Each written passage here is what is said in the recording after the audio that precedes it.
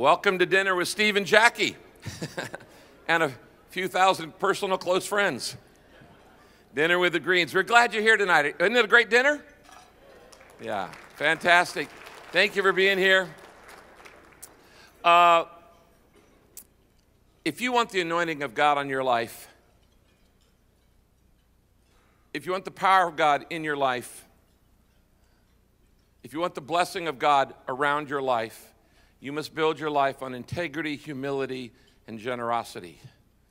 I don't have time to go into this, but these are the three antidotes to the three big traps of leadership that are often called the lust of the flesh, the lust of the eyes, and the pride of life, or passion, possession, position, sex, salary, status. Satan does. The only good thing we can say about Satan is he doesn't have any new temptations. And he's been using the same ones over and over. And if you build your life on integrity, humility, and generosity, you will have the antidotes to those three great traps. The man that I want to introduce you to tonight is going to come and speak in just a minute and talk to us about Museum of the Bible. Jackie and Steve Green represent those three qualities about as well as anybody I know. Steve and Jackie Green are two of the most authentic believers that I've ever met. And I would say you would understand that if you know the rest of their family.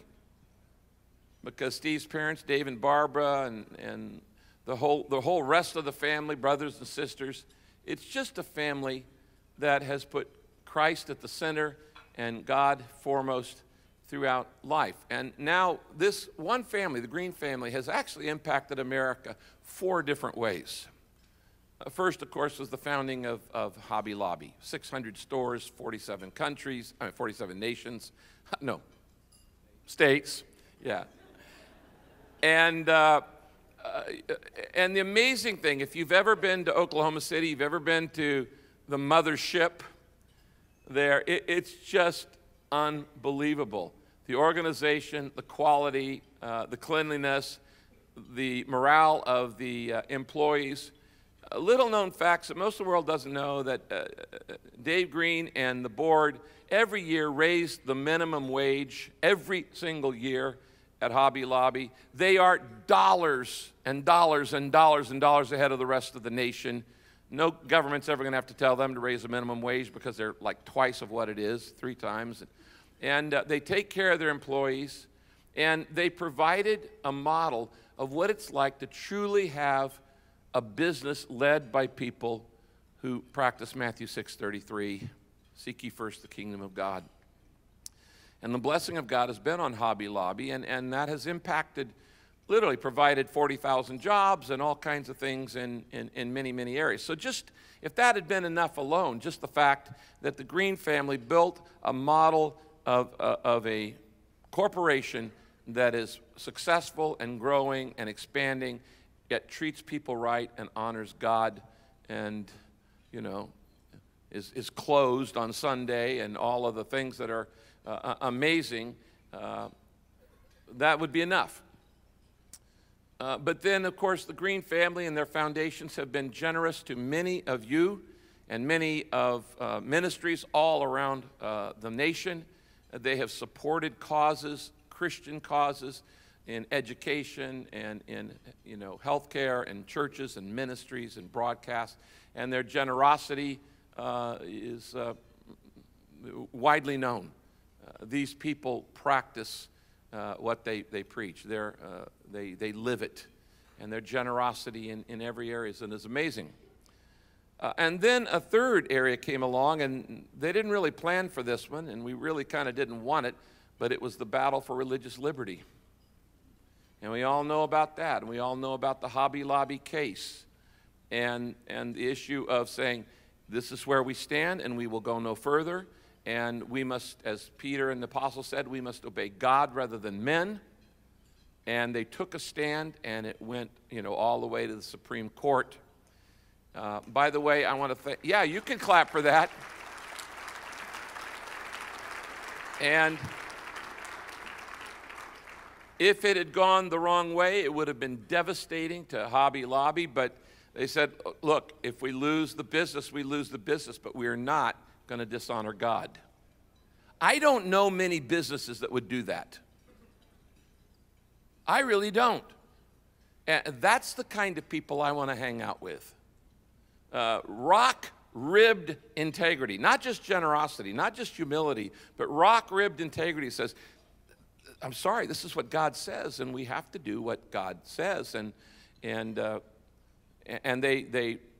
you know, in many ways rolled the dice and bet the farm, literally, and said, we believe religious liberty is that important. And of course it is that important. And so when the landmark case, Hobby Lobby, came down in favor of religious freedom, there was a great shout in the land. And it was all because of the courage of the Greens, all the Green family, and their willingness to say, we're just going to do this. And that's, I know that situation. I once fought the IRS on behalf of all pastors, and it took me 3.5 years and cost me about $400,000, but we passed the Warren bill unanimously in the Senate and the House, and the president signed it, and it's now law in the land. But I knew it was going to take 4 years to do, and I knew what this was going to do with them in that religious liberty. But now we're here tonight to talk about the biggest impact of all, and that is Museum of the Bible. What you're going to hear tonight is the Museum of the Bible is far more than a museum. It really is a launch pad for all kinds of other Bible engagement projects. And I don't want to steal his thunder, but I love this man. I love Jackie. I love all of the Green family. And I want you to right now give a warm, enthusiastic, NRB, over-the-top, standing ovation for Steve Green. Come on, give it to him right now. God bless you guys. Love you.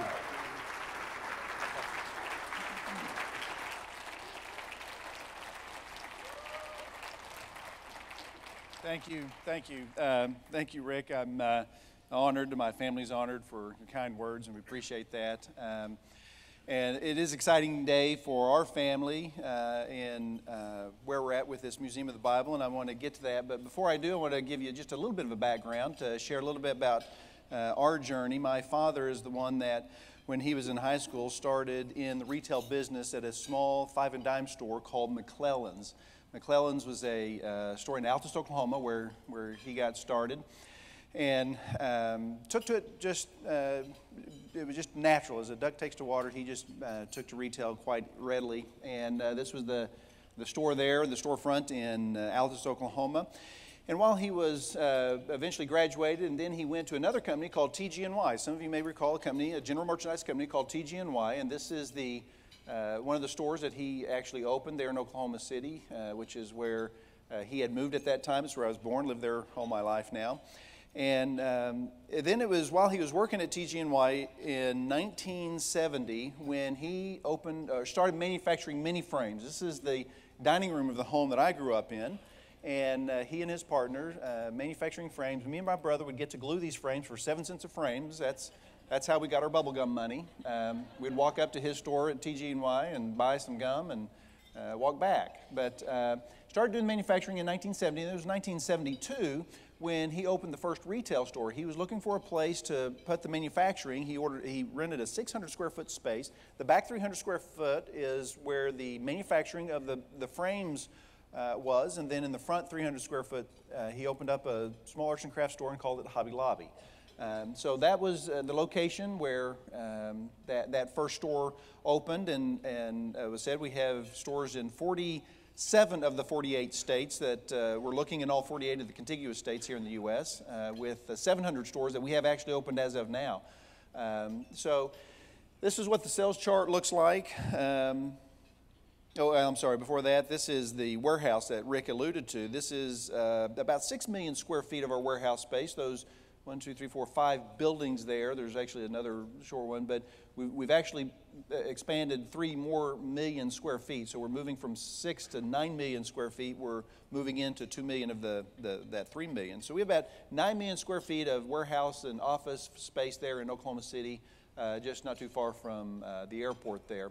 This represents the, went backwards. Here is our sales chart that shows from 1991 to this last year, where we did right at $4 billion, the sales growth for our company. And again, we just know that God has blessed our company in a tremendous way, and we're looking at expanding up about 1,200 stores is what we feel like we can put in those 48 contiguous states. And of this, during this time, and again, it started in 1971, so this is just since 1991, but over the last several years, there's a lot that we could look at and lessons learned, but there's one particular one that I'd like to highlight, and that was actually in 1985. 1985 was an interesting year for the company. My father, in the spring of '86, because of 1985, invited the family to come over to his house and had us all over, and had those that had some younger kids get babysitters, and he wanted to sit us down. At the time, I had my wife was working there, my brother, my sister, my brother-in-law, 2 cousins were all involved in the business in some way. He invited us all to come over, and we sat down, and he basically told us he did not know how we could survive. 1985 was the only year that Hobby Lobby ever lost money. In the oil patch there in Oklahoma, Texas, the oil boom had busted. Many of you may recall that. And there were businesses going out left and right, and we were one that was really on the cusp of whether we were going to close our doors or not. And Dad, in his book More Than a Hobby, talks about this and how that he spent a lot of his time away from the phone because the phone calls weren't nice, and spent a lot of time in prayer, walking the park, just crying out to God, saying, God, he got to a point where he realized that he couldn't see how that it would make it. He had always been able to figure out how that we would be able to make it. You know, when you first start a company, you're just barely making it, and that's the way it was. So he was sitting there at a point saying, I just don't know how we're going to make it. And he was basically crying out to God. He says, God, if you want this company to survive, you're going to have to intervene. And obviously he did. 1986 was one of the almost the second most profitable year that we had had, almost doubled the most profit we had ever had. But most of our profits are made in the fourth quarter, so the loss that we had in '85, it was the 9 months before we started making those profits that was very struggling. And it was a lesson that Dad learned, and he continues to teach us today, and that is that ultimately this is not our company. We are only stewards of what God has entrusted to us, which is a biblical concept. That's a biblical principle. We are just stewards of what God has entrusted to us. It is His. It's all His. And so what He has asked us to do is to do it the way He's called us to do it. And so when you look at our statement of purpose, you'll find a couple of statements. The first one is honoring the Lord in all we do by operating the company in a manner consistent with biblical principles. And then the last one is that we believe that it is by God's grace and provision that Hobby Lobby has endured. He has been faithful in the past, and we trust Him for our future. And there's sometimes that God wants to see if we mean what we say, because words can be cheap. And so, as Rick had mentioned a couple years ago, we had another family meeting. This family meeting included some of what we refer to as Gen 3. My parents are Gen 1, me and my brother, sister Gen 2, and our children. I think there was about 19 of us that were there. And Dad went around the room, and he wanted everybody to share.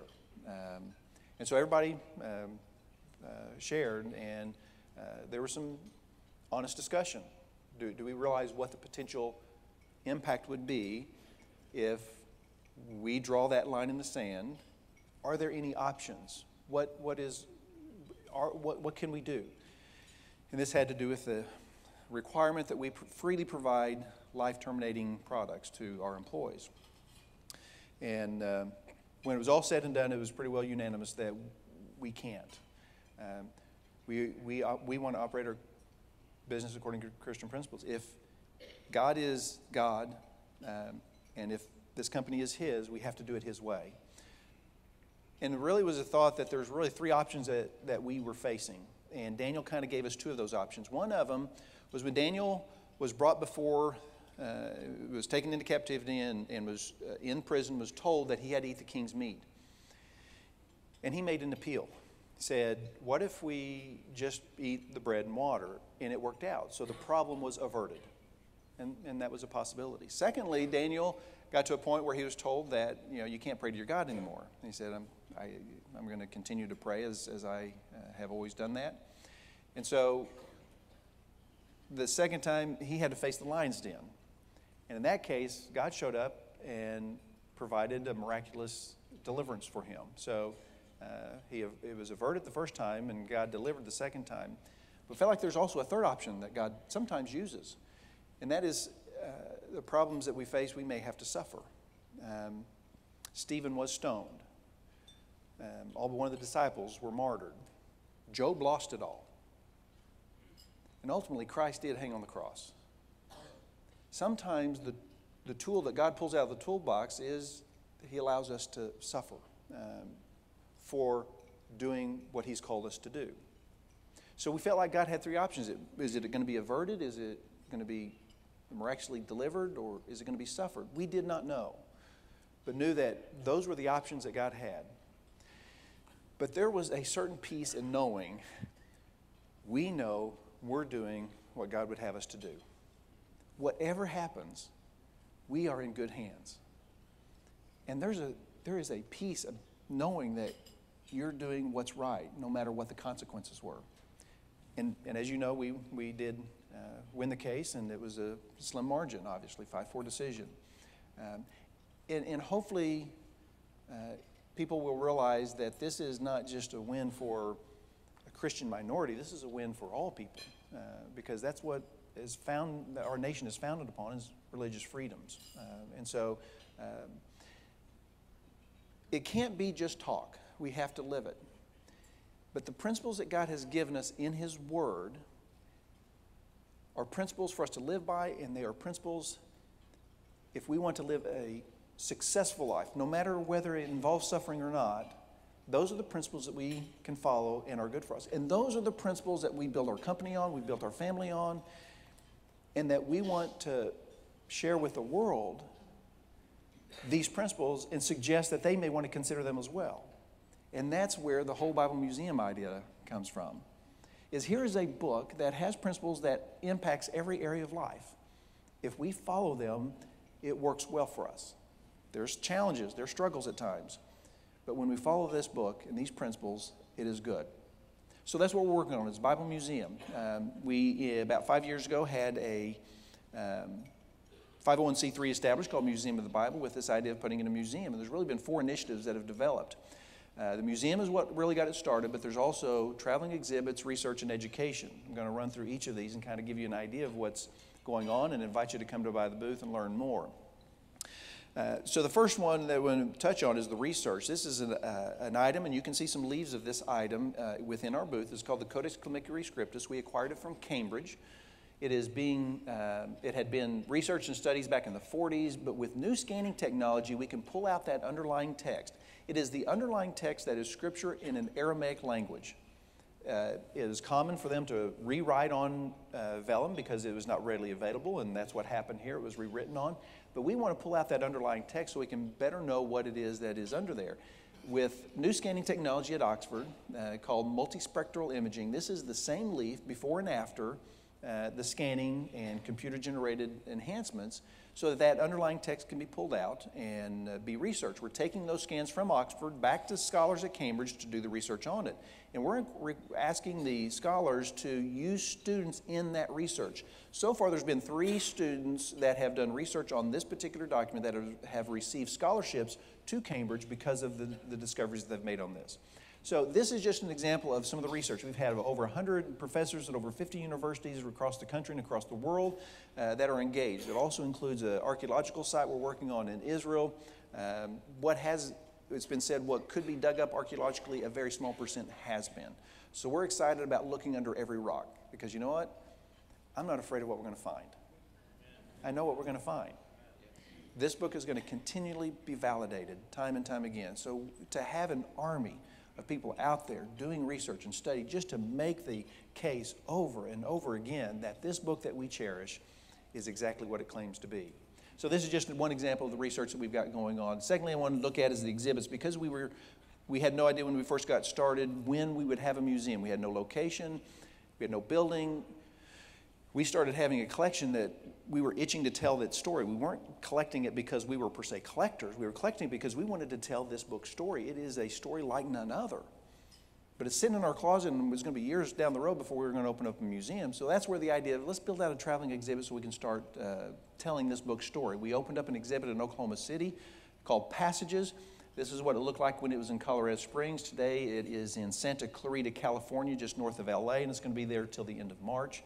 So if you're out there, you might want to run by. There's about 400 artifacts, a little over 400 artifacts on display here in the Passages exhibit.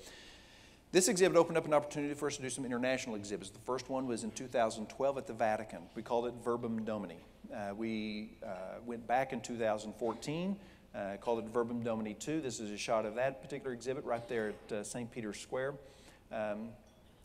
In 2012, the Pope at the time was Pope Benedict, and he made a trip to Cuba, you may recall. And when he was there, he was making the comment that maybe this exhibit that he would wake up to and see outside his window across the plaza, maybe it would come to Cuba. And our rule is when the Pope plugs your exhibit, you check into it. So went down to Cuba, found out that doors opened. And in 2014, we opened up an exhibit in the National Cathedral in Havana. We were there for 22 days with over 30,000 people that came through. One of the things that we tracked in the Vatican is we had people from over 100 countries that came to that exhibit at the Vatican. So here was in Havana. This particular night was a celebration, the opening night. You can kind of see some heads there at the bottom. The plaza was full of chairs. There was a production telling the Bible story through the arts, through music, dance, theater, and it was a phenomenally produced production. And it ended with a standing ovation to the Hallelujah Chorus in Havana, Cuba. What we found out is this was the Catholic and the Protestant churches coming together to put that production on.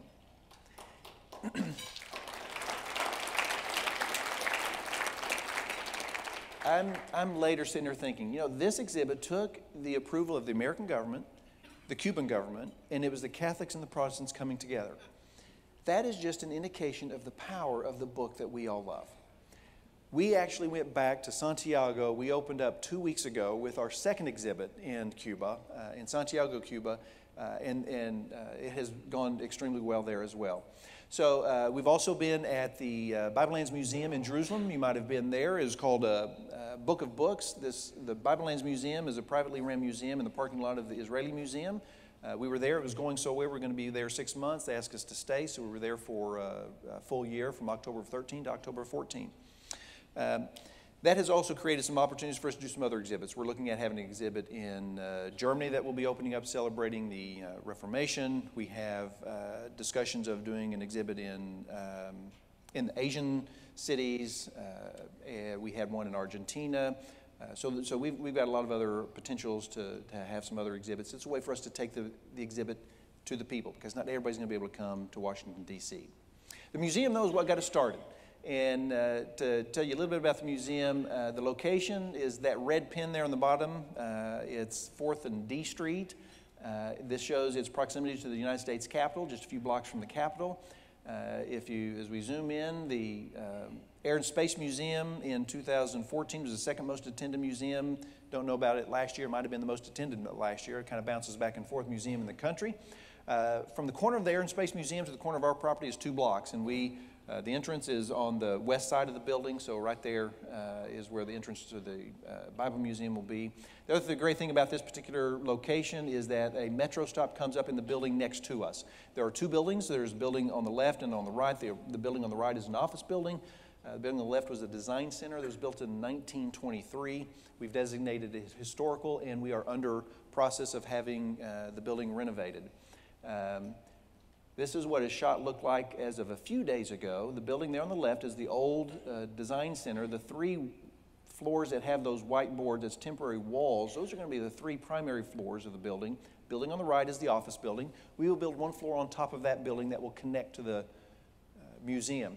The expansion of the original building was what we took down, which connected it to the office building. We took it all the way down.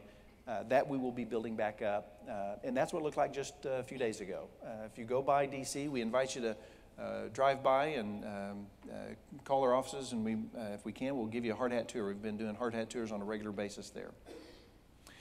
This is what the museum will look like when it gets done. Again, I invite you to come by the booth. There is a fly-through of this museum that can make it look a whole lot realer than what just our shots here can show you, and see what it looks like on the inside.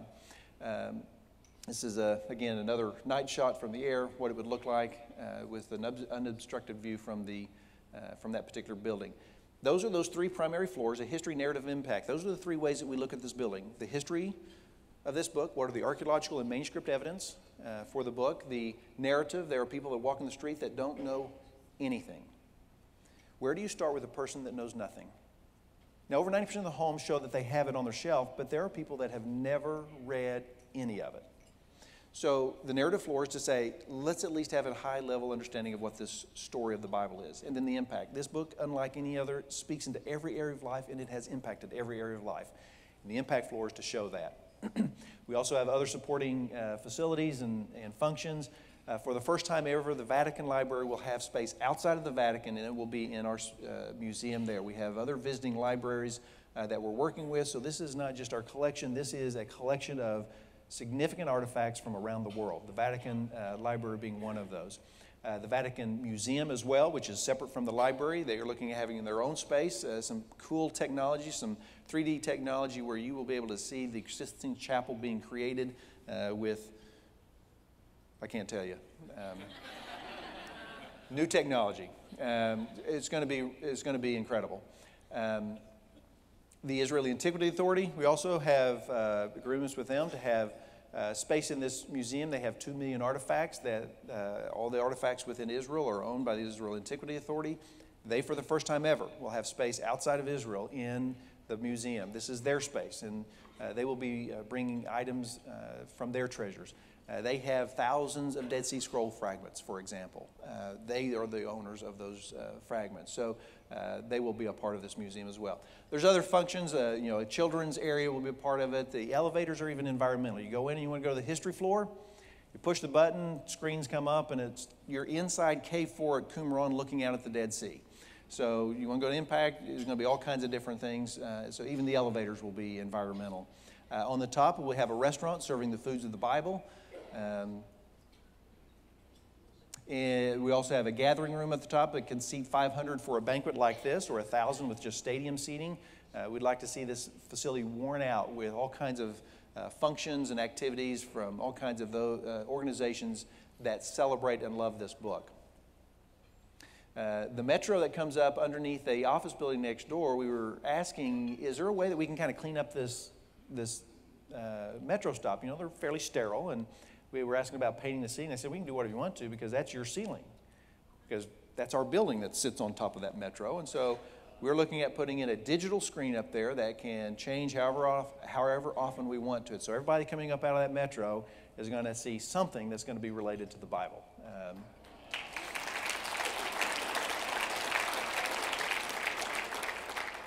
This is a view outside a theater that we have up there, and that is the view of the Capitol that you would have outside the windows, because these two floors are above the height of the buildings in between there and the Capitol. This is a theater that's up on top, 500-seat performing arts theater, where, again, we want to wear it out with all kinds of activities. We are discussing having the play Amazing Grace in here, talking about the John Newton story, the slave ship captain that wrote Amazing Grace, incredible story that was on Broadway, and being able to have that in here.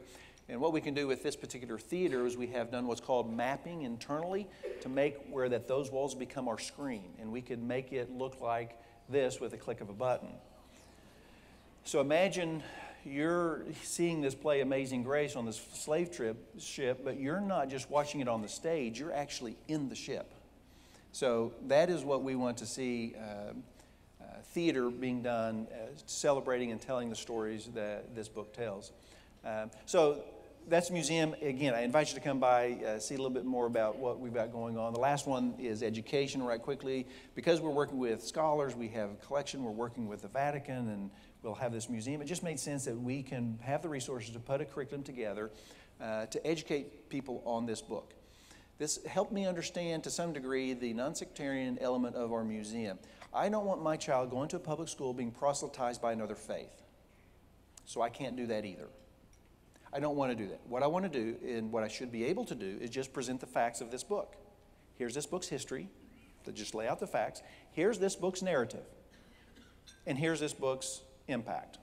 And Just present the facts without espousing a faith. That's a line that we don't want to cross.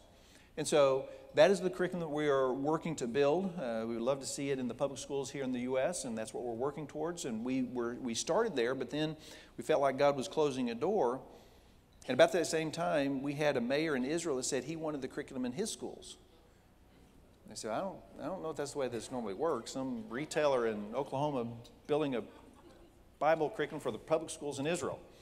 But we went over there, and last year we had 1,400 kids starting with the course, the Hebrew text in Ramat Gan, Israel. The second semester went up to 2,000. This year we started with 5,000 students. We have had the Minister of Education give the course credit for all the schools in Israel, with the potential of it being in tens of thousands of classes with 100,000 plus students in Israel. Last year, the mayor of Ramat Gan had a Bible contest at the end of the year for those that were going through this course. And this is that contest. This is the mayor standing at the podium. There were about 700 kids. There were 12 finalists. That's what the 12 chairs on the stage are for. They asked them some questions. They narrowed it down to 6, asked them some more, narrowed it down to 3 more questions, and had a winner. The winner was a young lady, and she won a trip with her and her teacher to America. That was the grand prize. And we know that she made it to Washington, D.C., because we got a picture of her in our facility that they came by and looked at when they were here. So they're scheduling another contest this year with the students that are going through it. There's going to be 2, one in Ramat Gan and one in Ashkelon in the first part of June. So we're excited about going back over there and observing the Bible contest there. If I understand, they did a survey of the students that were going through the course, and they were asking them what their favorite class was in school. And I think there was a 98% said it was the Bible course. There's an augmented reality added to it that makes this book engaging for the students. Our job is to make this book come alive. This book has an incredible story. And our job is to make that story come alive and make it engaging for the students that are seeing it. That's what we want to do in the museum. And again, I invite you to come by the booth, and you can see more there with this video that tells a little bit more about what we're doing. The Bible, as a historical artifact, if we look at it just in that way, is vital to understanding Western culture. The Bible as a book is more than just a transmission of a narrative or an oral history or any kind of literary tradition. It is, in essence, the book of all books. It's the best-selling book of all time. It still has more impact than any other book ever written. The Bible's significant not because it's talking about itself, but because it's pointing beyond itself. When we first got started, we were just looking at buying an artifact or two, and we kept having opportunities being presented, and we just kept buying. Today, we have over 40,000 items in the collection. This is not a small-time operation. The breadth of the collection is kind of breathtaking. Mr. Green's vision is actually the fruition of what people have been dreaming about for decades. This is about the Bible. It's not about a faith tradition or a church or a denomination. It's about a book. We're trying to present the biblical narratives in a clear, objective, just descriptive way, because people just don't even know the stories. And part of the history we're trying to tell is to do justice to the wide range of people who have claimed this book as their own, who have participated in its survival, who have had their lives changed by it. Some of the exciting objects that we have that people would recognize are, of course, our Dead Sea Scroll fragments. Papyrus 39, it's a fragment from the Gospel of John, found at the site of Oxyrhynchus. It is from a passage in John 8, and with its 3rd century date, that papyrus is the earliest surviving witness for that passage in John. We have one of the largest collections in private hands of Torah scrolls. And it's really an incredible conflation of all the Jewish communities throughout Europe, Middle East, and North Africa. The collection contains just about every significant biblical imprint that has ever been printed in America. These artifacts, which deserve to be studied, are being made available at a high rate for the people who are who have spent years of their lives acquiring the understanding to learn from them. There's just moments of awe. The wealth of information that they have provided related to the Bible, its transmission, its history, is completely unparalleled. Museums are a contemporary commentary on our culture. So Washington, D.C. is a great location for us to be able to share this story with people all over the world. Putting ourselves in the middle of that holds us to quite a high standard and says that we're willing to engage on that level. To have the Museum of the Bible there as a part of that overall culture adds to the commentary of who we are. I really hope that this museum will impact people of all faiths, all ethnicities, young, old, that it will spark a curiosity in their hearts and their souls. So I'm rather bold about asking people to get involved. We hope this is an encouragement to people. If we can bring a greater awareness to our world of this book and its potential impact, that is an exciting venture to be on.